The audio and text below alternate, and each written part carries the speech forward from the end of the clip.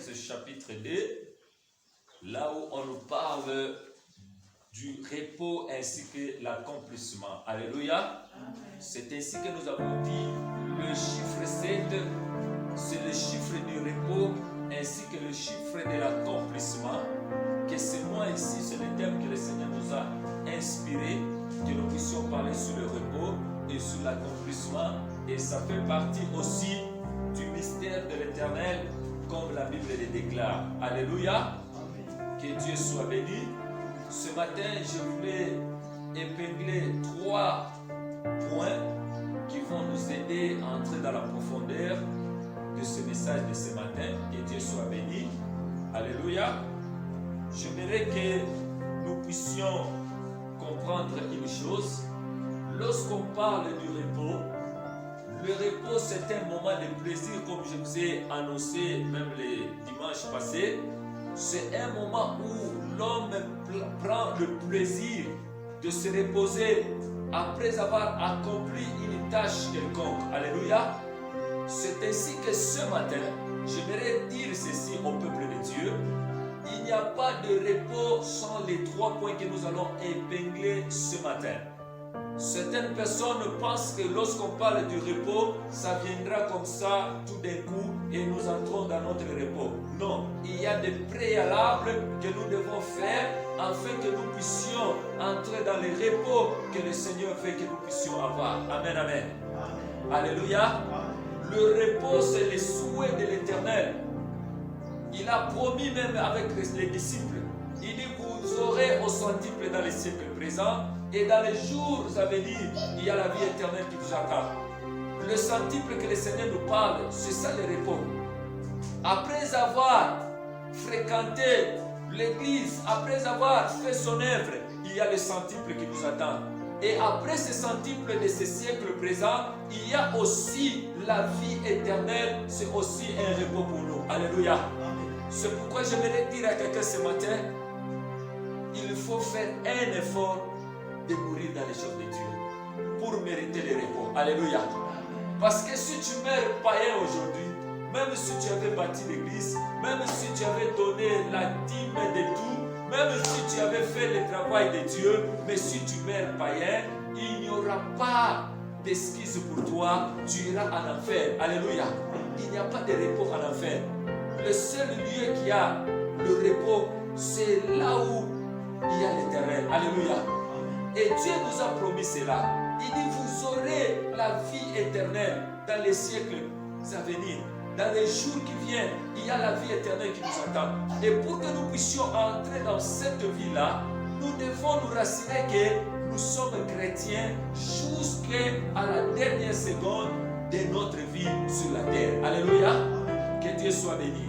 Alors quand on parle du repos, je reviens encore pour vous dire que le repos n'est pas quelque chose qui va naître comme ça. Non. Ce n'est pas quelque chose qui va tomber du ciel et le matin on se retrouve, on trouve déjà le repos, on trouve l'accomplissement. Non, il y a de préalables pour arriver dans le repos. Il y a des préalables pour mériter ce repos. Et ces préalables, c'est les 3 points que j'aimerais épingler ce matin afin que nous puissions comprendre comment nous devons jouir et mériter le repos que nous sommes en train de parler. Que Dieu vous bénisse. Il n'y a pas de repos sans le travail. Il n'y a pas de repos sans le sacrifice. Il n'y a pas de repos sans le prix à payer. Que Dieu vous bénisse. Ce sont les 3 choses que nous voulons entrer en profondeur, qui puissent nous aider afin que nous puissions comprendre que si nous voulons le repos, il y a des choses que nous devons faire, il y a des choses que nous devons à tout prix faire afin de mériter ce repos. Que Dieu vous bénisse. Si vous lisez la Bible, commençons d'abord par le premier chapitre du livre de Genèse, qui est le premier livre de la Bible dit dès le premier verset, Dieu s'est mis au travail. Alléluia. Et pour que Dieu puisse se reposer, il a commencé à travailler dès le premier chapitre. Dieu a commencé à travailler. Il a travaillé pendant 6 jours pour qu'il puisse se reposer le 7e jour. Et si nous regardons bien, le 6 jours de Dieu, Dieu n'a pas croisé les bras.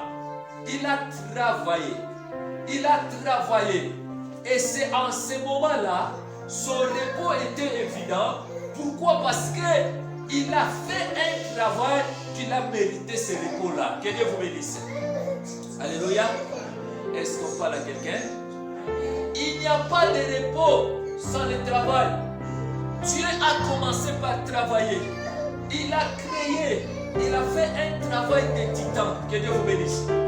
Beaucoup de gens pensent que le repos viendra sur le plateau. Non, mon frère, ma soeur. Le repos ne viendra pas sur le plateau. Le repos viendra lorsque nous allons fournir nos efforts en travaillant. Que Dieu vous bénisse. C'est quoi le travail? Le travail, c'est l'ensemble de la force, des efforts fournis dans une action quelconque. Alléluia. C'est ça même la définition du travail. J'aimerais que nous puissions lire dans le livre de Ruth. Ruth chapitre 2, lisons le verset 7. Allez, ça c'est le premier point. Nous sommes en train de parler. Pour avoir du repos, il faut travailler. Le repos ne peut pas venir sans le travail. Et le repos vient après avoir travaillé, après avoir fourni des efforts. Et c'est dans ce moment-là que le repos viendra. Bishop, si tu trouves Ruth, tu me lis rapidement. Ruth chapitre 2, le verset 7. Amen. Elle a dit, permettez-moi de glaner et de ramasser des épis contre les gerbes derrière le moissonneur. Et depuis ce matin, elle bénit. Elle a été debout jusqu'à présent. Depuis le matin, elle a été debout jusqu'à présent. Continue. Elle ne se repose qu'un moment dans la maison. Continue. Boaz dit à Ruth, écoute ma fille, ne va pas glaner dans un autre champ. Ne t'éloigne pas d'ici et reste avec les servantes.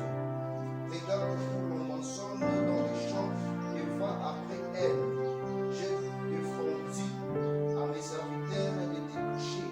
Et quand tu auras soif, tu iras au vase et tu boiras de ce que nos serviteurs auront puisé. Amen. Dieu bénisse sa parole. Je suis en train de toucher le premier point pour que tu puisses jouir de ton repos ainsi que l'accomplissement dans ta vie à toi selon les thèmes que le Seigneur nous a donnés. Le repos ne viendra pas sur le plateau, je le répète, mais ça viendra après un travail bien fait. Alléluia. S'il n'y a pas un travail bien fait, on ne parlera jamais du repos.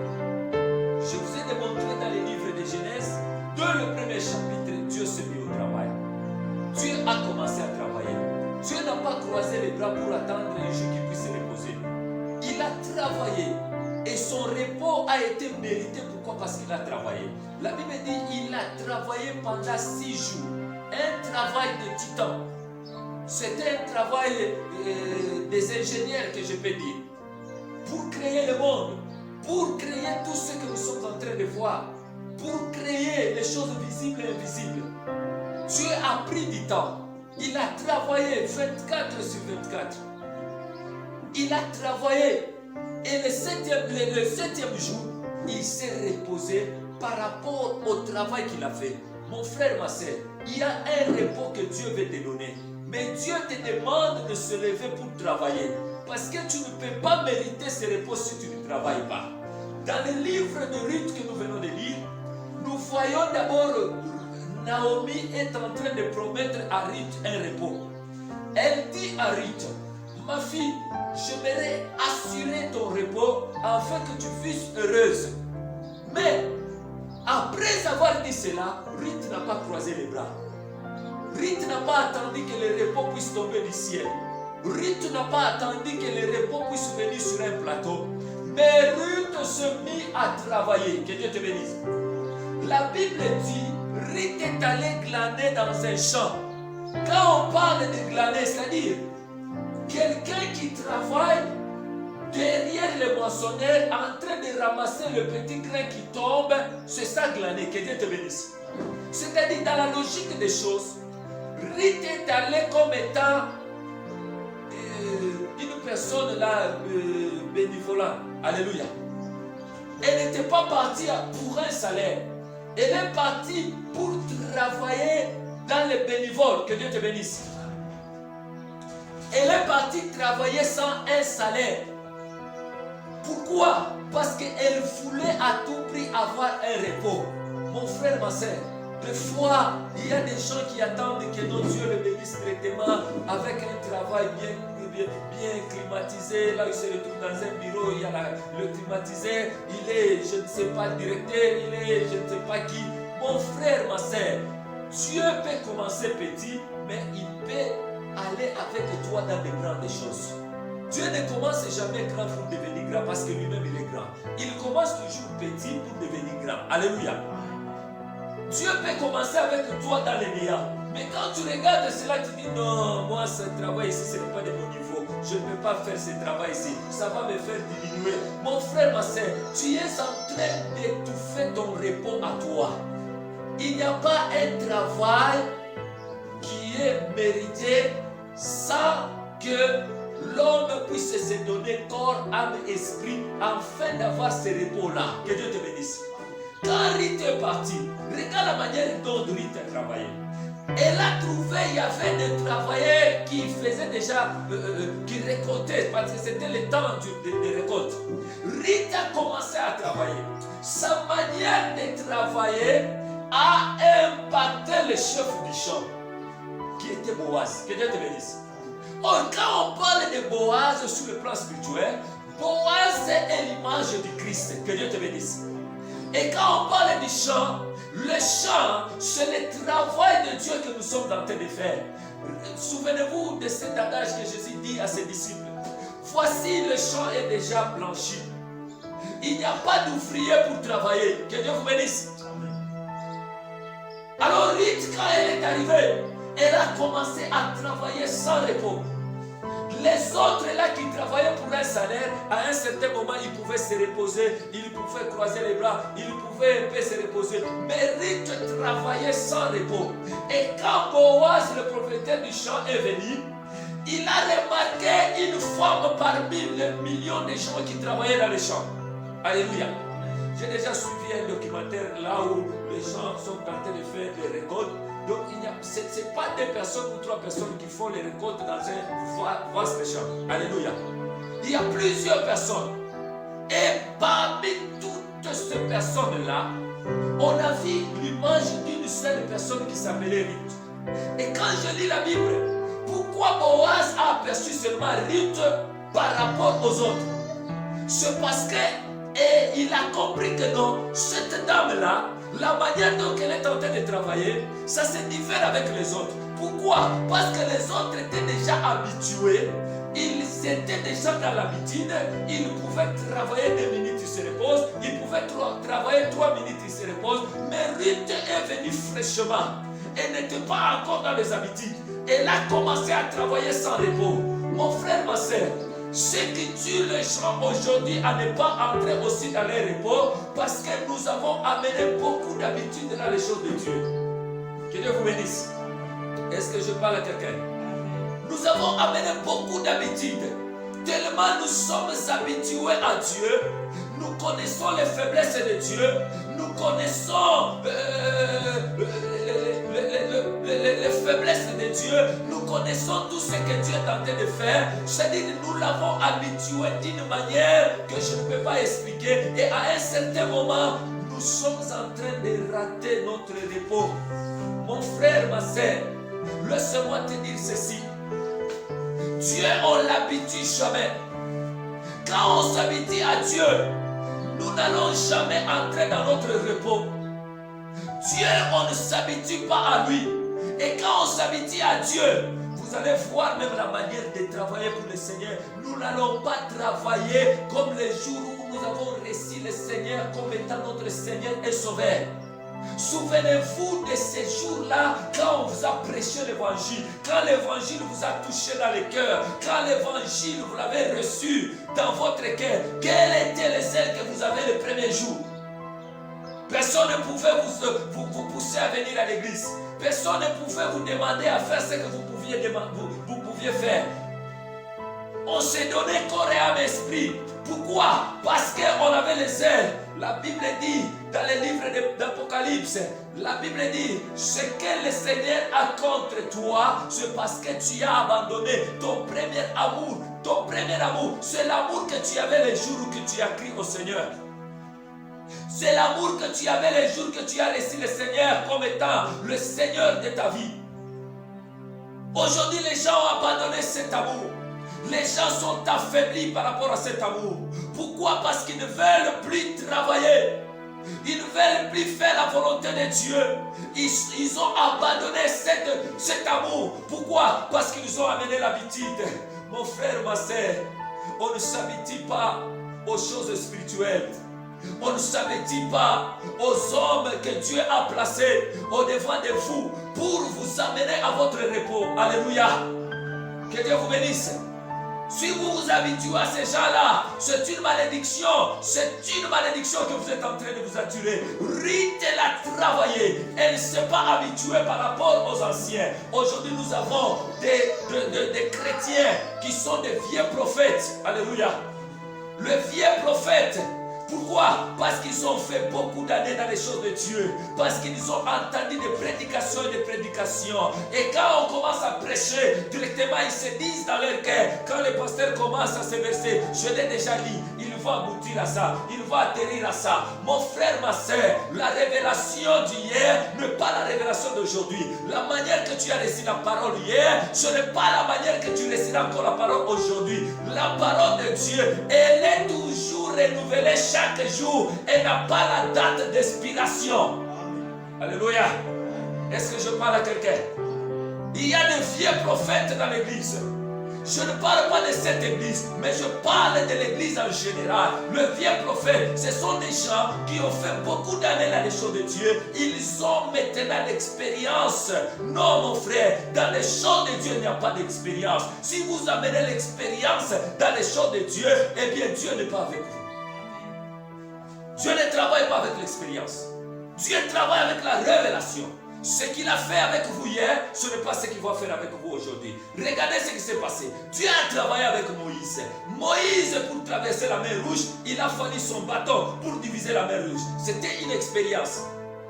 Mais avec Josué, Dieu n'a pas utilisé la même expérience. Dieu a dit maintenant à Josué, cette fois-ci, ce sont des sacrificateurs qui vont transporter l'arche pour que les Jourdains se divisent en deux.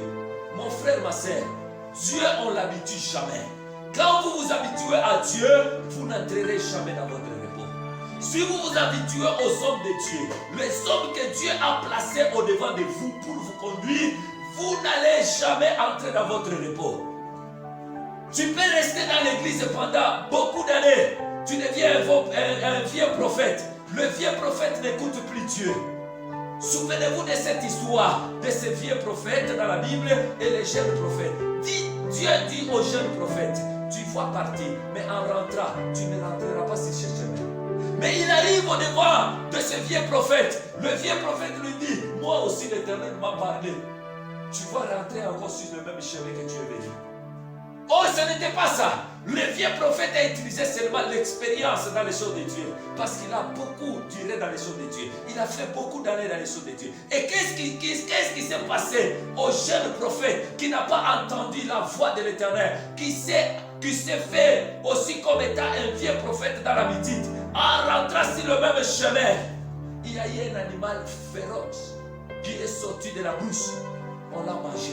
Pourquoi? Parce qu'il n'a pas écouté la parole de Dieu. Que Dieu vous bénisse. Amen. Ne soyons pas comme des vieux prophètes dans les choses de Dieu. Ne voyons pas comme si nous connaissons. Nous devons apprendre chaque jour. Nous devons être au pied de Jésus pour demander la révélation de Dieu. Seigneur, qu'est-ce que tu veux que je fasse? Même si l'autre fois, j'avais fait ceci, les gens ont acclamé, j'avais fait cela, les gens ont aimé. Mais aujourd'hui, qu'est-ce que tu veux que je fasse? Et quand nous demandons la volonté de Dieu, mon frère, ma soeur, nous allons partir de succès en succès, de gloire en gloire, et l'Éternel va nous bénir. Pourquoi? Parce que nous ne marchons pas selon notre expérience, mais nous marchons selon la révélation de l'Éternel. Ruth se mit à travailler, non pas dans l'habitude, mais elle a travaillé avec sa conscience. Elle a travaillé avec sa force. Elle a travaillé jusqu'à tel point que quand Boaz est venu, Boaz a regardé, il y avait beaucoup de gens. Mais ces regards, il voyait que Ruth. Pourquoi il voyait que Ruth? Parce qu'il voyait la manière dont Ruth travaillait. Mon frère, ma soeur, écoutez, tu peux commencer à servir l'Éternel. Il y a de cela 20 ans, il y a de cela 10 ans. Mais c'est lui qui viendra aujourd'hui pour servir l'Éternel. Si celui-là, il se donne corps, âme, esprit, il peut même avoir la récompense plus que celui qui a fait 20 ans. Est-ce que je parle à quelqu'un? Quelqu'un peut dire encore Amen. Souvenez-vous de cet adage dans la Bible. On nous parle d'un homme qui avait son champ. Il est allé louer le mercenaire pour venir travailler dans son champ. Et quand il est parti, il s'est convenu avec ces gens-là pour le payer un denier par jour. Alléluia. C'est-à-dire qu'ils vont travailler du matin jusqu'au soir. Après avoir terminé le travail, il leur donne leur salaire. La Bible dit, ces gens-là qui étaient venus le premier, ils ont commencé à travailler sous le soleil, sous la chaleur. Après, vers 9e heure, le même monsieur est allé encore prendre d'autres serviteurs. Il les amène encore dans les champs avec le même salaire d'un denier.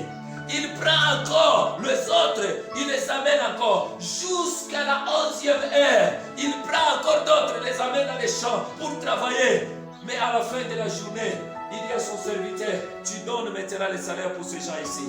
Le serviteur a commencé par les gens qui ont commencé le matin jusqu'au soir, comme ils étaient convenus. Il leur donne leur salaire. Il donne aussi celui qui a travaillé qu'une heure après la 11e heure. Il lui a donné aussi son salaire. Le même salaire qu'il a donné au premier, c'est le même salaire qu'il a donné encore aux autres. Et les gens qui avaient travaillé depuis le matin, ils étaient mécontents. Ils se sont levés pour dire, ça ce n'est pas juste. Pourquoi nous avons enduré le soleil, nous avons enduré la chaleur de la journée, mais vous nous avez donné le même salaire que les gens qui sont venus après nous, ils ont travaillé qu'une heure. Le maître du champ leur posa la question, nous nous sommes convenus avec vous pour vous payer combien? Un denier. C'est ce que je vous ai donné, je n'ai pas retranché. Et ces gens ici, même s'ils ont travaillé une heure seulement, je les ai donné les un denier par rapport à ma volonté. Et ils terminent pour dire, le premier seront les derniers. Et les derniers seront les premiers. Alléluia. Je voudrais dire à quelqu'un ce matin, commencer avec Dieu, ce n'est pas un problème. Mais le problème, c'est la manière dont vous êtes en train de chuter avec Dieu. Vous avez commencé avec les ailes, est-ce que ce sont les ailes que vous avez aujourd'hui? Ou bien vous avez déjà abandonné? Vous faites par formalité, qu'on vous voit seulement que vous êtes à l'église, qu'on ne dise pas que tel n'est pas venu, que tel n'est pas là, que vous venez seulement pour marquer votre présence. Est-ce que vous êtes en train de travailler encore par rapport à ce que l'Éternel vous a appelé à faire? Alléluia. Est-ce que je parle à quelqu'un? Amen, amen. Mon frère, ma soeur, nous avons un travail que Dieu nous a donné. Nous devons nous lever, nous devons travailler. Chacun de nous a une pierre pour apporter à l'édifice qui est la maison de l'Éternel. Mon frère, peut-être tu peux te dire, moi je ne suis pas pasteur, Dieu ne m'a pas appelé pour être pasteur. Même si les choses ne marchent pas, cela ne me regarde pas. Mais mon frère, tu as ta part de responsabilité. Peut-être tu es ignorant ce matin, mais je voudrais te dire ceci. Un jour l'Éternel va te poser la même question que je suis en train de te parler aujourd'hui. Est-ce que je parle à quelqu'un? Alléluia. Il va te demander, quelle est la pierre que tu as amenée dans l'édifice? Quelle est la pierre pour la construction de l'église? Quelle est la pierre que tu as donnée? Peut-être tu te donneras des raisons. Oh, j'étais occupé, je faisais ceci. Mon frère, ma soeur, je suis en train de parler des choses, je ne sais pas pourquoi, mais je ne suis pas hors de mon sujet. Je parle qu'il n'y a pas de repos sans le travail. Le travail ne précède jamais le repos. Pour que le repos puisse exister, il faut qu'il puisse y avoir un travail fait. Quand tu termines le travail, c'est en ce moment-là que tu te réjouiras. Jésus a accompli tout à la croix de Golgotha, il a fait un travail. Quand il est venu, il n'a pas croisé les bras. Il a travaillé pendant 3 ans. Un travail de titan dans le ministère. Ce n'était pas facile.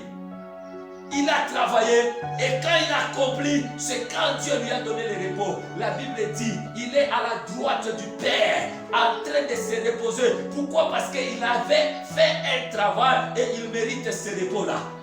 Est-ce que je parle à quelqu'un? Nous devons nous mettre au travail. Travailler pour l'avancement de l'œuvre de l'Éternel.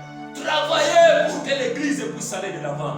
Travailler pour que les âmes soient sauvées. La Bible dit, c'est l'œuvre de l'Éternel qui te bénira, de la bénédiction d'en haut et de la bénédiction d'en bas. Quand tu te mets au travail, mon frère, le maître du champ existe. Il s'appelle Jésus de Nazareth. Il te verra même si tu es étouffé. Est-ce que vous savez, il y a des gens qui peuvent être même le héros dans l'ombre. C'est-à-dire, ils n'apparaissent pas ici au devant de la chair pour que les gens les voient. Mais ils sont dans l'ombre en train de travailler. Il intercède pour l'œuvre de Dieu. Il fait des actes pour que l'œuvre de Dieu puisse aller de l'avant. Ces gens-là, Dieu les récompensera de la même manière, même les gens qui passent ici pour prêcher la parole, que les gens voient. Alléluia. Amen. Que Dieu vous bénisse. Amen. Il y a des gens, vous savez, après les 70 disciples que Jésus avait, après avoir sélectionné pour avoir les 12 disciples, Jésus avait d'autres disciples qui étaient des héros dans l'ombre que les gens ne pouvaient pas voir. Mais ils étaient les disciples de Jésus. En l'occurrence de Simon d'Arimathée. Quand on a tué Jésus, le corps de Jésus était là. Cet homme-là est venu prendre le corps de Jésus pour aller l'enterrer. Il était un disciple de Jésus, mais personne ne le connaissait. Il faisait le travail de Dieu. Tu peux être dans l'église, même si tu ne passes pas ici, tu es serviteur de l'Éternel. Ne te dis pas que moi je ne passe pas des fois. Moi, on ne me donne pas le programme, je ne suis pas pasteur, je ne suis pas serviteur, je n'ai pas de fonction à l'église. Mon frère, ma soeur, dans l'église, il n'y a pas de fonction. Ce sont des choses que nous-mêmes, les hommes, qu'on a inventées. Dans la Bible, il n'y a pas de fonction. Alléluia. On parle de serviteurs. Nous sommes serviteurs. Vous et moi, nous sommes serviteurs au devant de Dieu. Il n'y a pas de fonction que non, celui-là c'est un pasteur, c'est comme si il devenait, je ne sais pas comment expliquer. Non mon frère, nous tous nous avons une tâche que le Seigneur nous a appelé à faire. Nous avons une tâche accomplie. C'est pourquoi nous devons nous mettre au travail. Nous devons travailler. Avant d'entrer dans le deuxième point, permettez que je parle de ce que le Seigneur est en train de me mettre à cœur. Alléluia. Amen. Nous sommes en train de construire. Ils arrivent des fois, même si on dit que nous allons construire, les gens ne viennent pas, les gens ne viennent pas apporter leur édifice, les gens ne viennent pas nous aider. Mais mon frère, ma soeur, les gens aiment toujours là où il y a les intérêts. Quand on donne à quelqu'un une tâche que non, toi tu deviens maintenant superviseur comme caméra, comme ça on te remet l'argent pour aller commencer à acheter les choses de la construction. Là même si tu es occupé, je ne pense pas que tu feras même un jour sans pour autant se voir au chantier de l'église. Vrai ou faux? Oh, mais vous répondez non? Vrai ou faux? Pourquoi? Parce qu'on a un intérêt. On a un intérêt parce qu'on sait que non, c'est vous qui êtes le maître, le maître des ouvrages là-bas, tu es le chef du chantier, tu peux venir, tu as l'argent, tu peux faire des achats. Mais quand c'est bénévolant, il n'y a pas de salaire, personne ne s'intéresse. Mon frère, ma soeur, celui qui peut mieux nous payer plus que les hommes, c'est Dieu. Amen. Même quand je parle ici, vous n'avez pas de salaire à me donner, mais celui qui peut me payer, c'est Dieu. Il me paye d'une manière ou d'une autre. C'est comme ça qu'il peut te payer aussi d'une manière ou d'une autre. Il peut y avoir un accident, un complot contre ma vie, contre ta vie, pour que tu puisses mourir. Mais Dieu te paye, il te fait grâce à l'intouche et vita et il te sauve la vie. C'est un salaire qui te paye. Les hommes aiment quand il y a des intérêts. Quand il n'y a pas d'intérêt, on ne s'intéresse pas. Mon frère, dans les choses de Dieu, il n'y a pas d'intérêt. Nous devons les faire par amour de Dieu. Nous devons les faire par rapport à ce que Dieu a fait pour nous. Je vous renvoie à une petite réflexion. Dieu avait toute la possibilité avec lui de vous créer même un serpent. Pourquoi il n'a pas fait cela? Il pouvait vous créer même un arbre qu'on devrait couper et faire, je ne sais pas, jeter dans l'eau, je ne sais pas quoi. Mais Dieu vous a créé un homme. Et quand il vous a créé un homme, c'est-à-dire qu'il vous aime et vous devez aussi l'aimer à votre tour. Amen. Alléluia. Amen.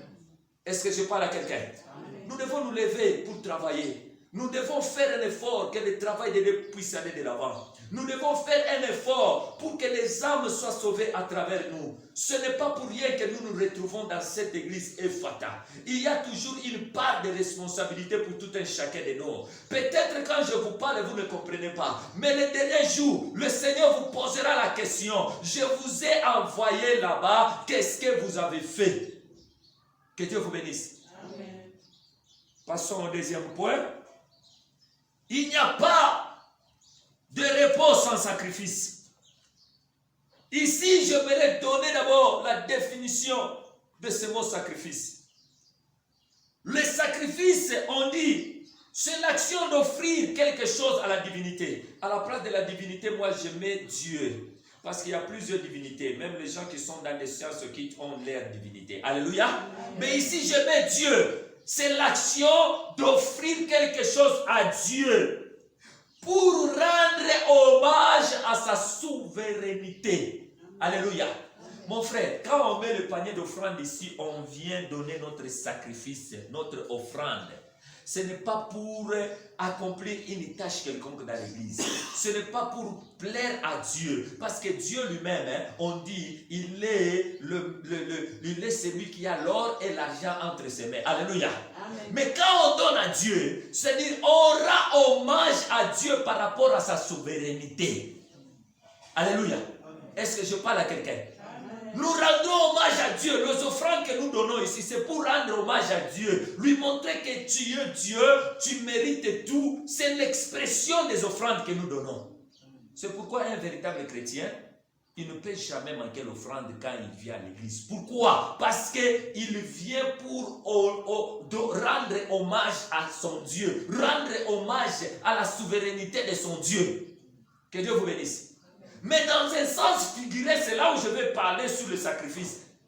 Dans un sens figuré, on dit ceci. Alléluia. Amen. C'est un abandon volontaire de quelque chose, une privation que l'on se pose et qu'on accepte pour l'amour de Dieu. Alléluia. Amen. On s'impose pour l'amour de Dieu. C'est ce que nous avons fait ici. Je vous ai dit, il n'y a pas de repos sans sacrifice. Il y a des gens qui, quand ils se disent, oh Seigneur, j'aimerais entrer dans mon repos, donne-moi le repos. Oui, le Seigneur va te donner le repos. Quel est le sacrifice que toi tu as consenti? Ici, on dit que c'est une privation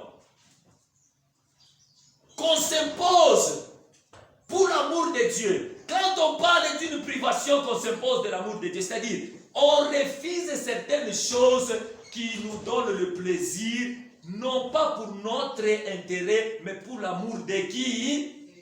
De Dieu. Quand on a dit que cette semaine, nous sommes en jeûne et prière, nous nous sommes sacrifiés corps, âme, esprit pour jeûner. Nous nous sommes privés de dormir peut-être sur nos matelas. Nous nous sommes sacrifiés pour ne pas manger le repas que nous aimons.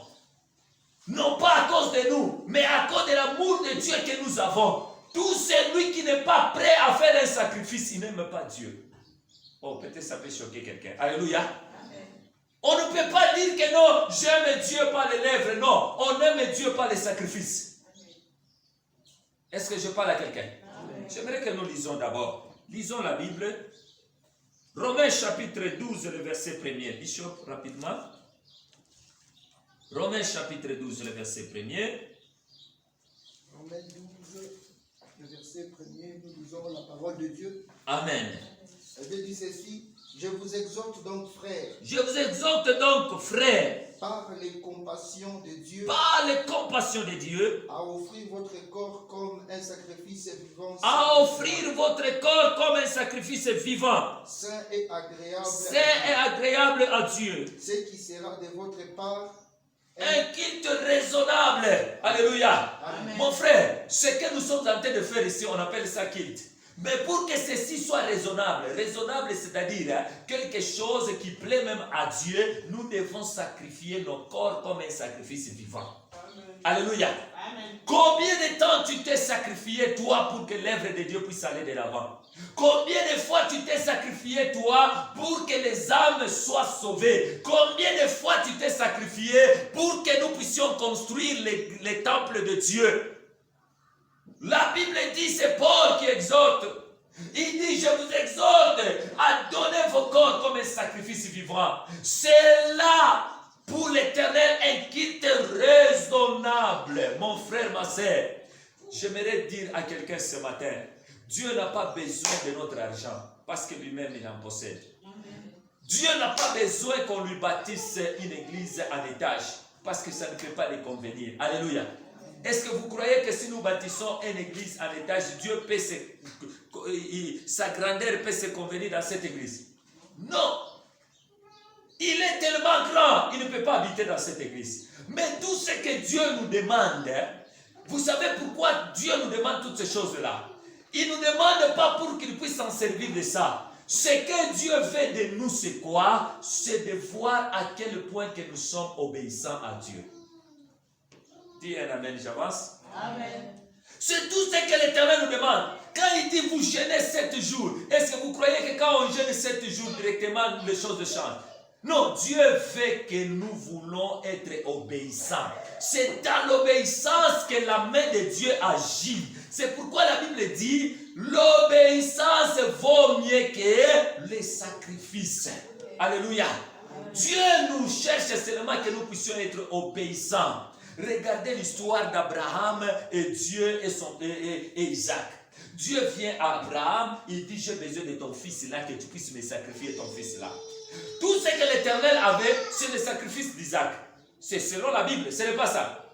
Mais écoutez, Abraham pouvait sacrifier Isaac même dans sa propre maison. Parce que Dieu cherchait que le sacrifice d'Isaac. Abraham pouvait sacrifier Isaac même derrière sa maison. Parce que Dieu cherchait que le sacrifice d'Isaac. Mais Dieu vient avec une exigence. Il lui montrait un endroit où Abraham devrait sacrifier Isaac. Et la Bible dit, et Abraham a fait 3 jours de marche. Faisons des calculs. Si quelqu'un peut faire